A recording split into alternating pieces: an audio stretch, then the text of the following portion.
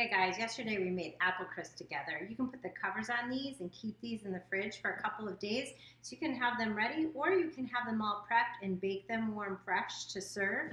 But now I want to show you another quick and easy recipe that goes deliciously on top of these apple crisps.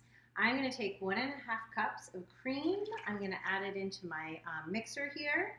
I'm going to add in a teaspoon of vanilla extract, only a 1/4 teaspoon of cinnamon. We don't want it to be too heavy. And then a 1/4 cup of honey. So we're going to make a honey cream to go on top of our honey apple crisp. This is delicious.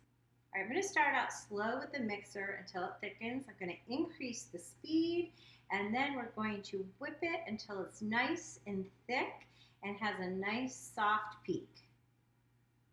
All right, guys, and that's it. That's how you make honey whipped cream. I'm going to pull my apple crisp over.